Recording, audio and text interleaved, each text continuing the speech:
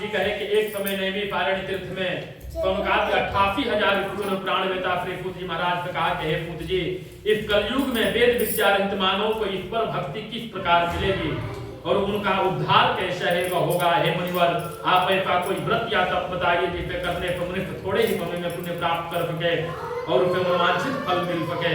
ऐसा मनोरथ पूर्ण करने वाली कथा सुनने की हमारी प्रबल इच्छा है। सर्वशास्त्र ज्ञाता श्री पूत जी महाराज बोले, हे के पूज्य, आप सभी ने मानव जाति के हित की बात कही है, अतः आप सबके अनुरोध पर मैं उस श्रेष्ठ व्रत को अवश्य कहूंगा जिसे नारद जी ने एक समय श्री लक्ष्मी नारायण भगवान से पूछा था और लक्ष्मीपति श्री विष्णु भगवान से मुनिश्रेष्ठ नारद जी को बताए थे। उस कथा को मैं तुमसे कहूंगा, अतः ध्यान पूर्वक सुनो। किसी समय योगी राज नारद जी दूसरों के हित की इच्छा करके सभी लोगों का भ्रमण करते हुए मृत्युलोक में पहुंचे। यहाँ अनेक योनियों में जन्मे प्राय सभी मनुष्य को अपने कार्यों के अनुसार अनेक दुखों की पीड़ा देकर उन्होंने विचार किया कि कौन यत्न करने से निश्चित रूप से प्राणियों के दुख का अंत हो सकेगा। ऐसा अपने मन में विचार कर श्री नारद जी वैकुंठ धाम में पहुंच गए। बोलिए श्री सत्यनारायण भगवान की जय, वृंदावन बिहारी लाल की जय, श्री ठाकुर जी महाराज की जय।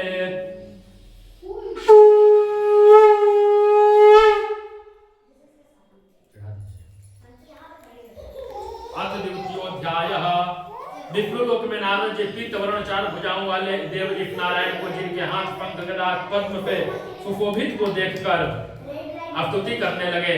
नारद जी विष्णु भगवान से कहे कि हे प्रभु, आप अत्यंत दुर्लभ शक्तियों से युक्त है तथा मन वाणी भी आपको पाने में समर्थ है। आपका यदि मध्य अंत कोई नहीं जानता, आप निर्गुण स्वरूप सृष्टि के कारण भक्तों के दुख को हरने वाले हैं, आपको मेरा प्रणाम है। नारद जी इस प्रकार के स्तुति कर भगवान लक्ष्मीपति से कहे कि हे मुनिश्रेष्ठ नारद जी, आपके मन में क्या है, आपका आगमन यहाँ किस कार्यवश हुआ है, निसंकोच बताइए। तब नारद जी कहे कि हे प्रभु, मृत्युलोक में सभी प्राणी जो अनेक योनियों में पैदा हुए हैं, अपने अपने कर्मों के द्वारा अनेक प्रकार के दुखों से ग्रस्त दुखी हो रहे हैं। हे नाथ, यदि आप मुझ पर दया रखते हैं तो कृपा कर मुझ पर बताइए कि मनुष्यों के सभी दुख थोड़े ही प्रयत्न से कैसे दूर हो सकते हैं।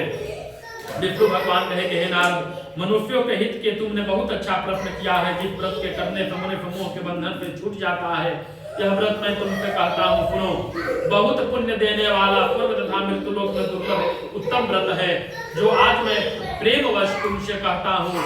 श्री सत्यनारायण भगवान का व्रत विधि पूर्वक विधान पूर्वक संपन्न करके मनुष्य इस धरती पर सुख भोग कर मृत्यु के उपरांत मोक्ष की प्राप्ति करता है।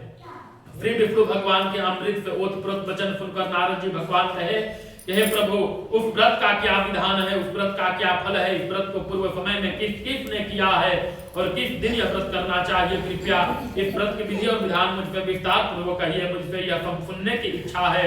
श्री विष्णु भगवान कहे कि हे नाथ, सभी प्राणियों के दुख को दूर करने वाला यह व्रत सभी स्थानों में विजयी कराने वाला अमोघ अस्त्र है।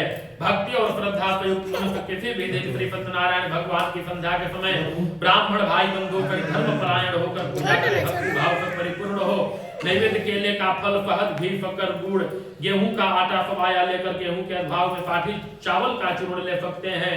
इन सबको भक्ति भाव से संपन्न हो भगवान श्री सत्यनारायण को अर्पण करे। भाई बंधु सहित ब्राह्मण को भोजन कराइए, इसके पश्चात स्वयं भोजन करे। रात्रि में नृत्य भजन आदि का आयोजन करे, श्री सत्यनारायण भगवान का स्मरण करते हुए समय व्यतीत करे।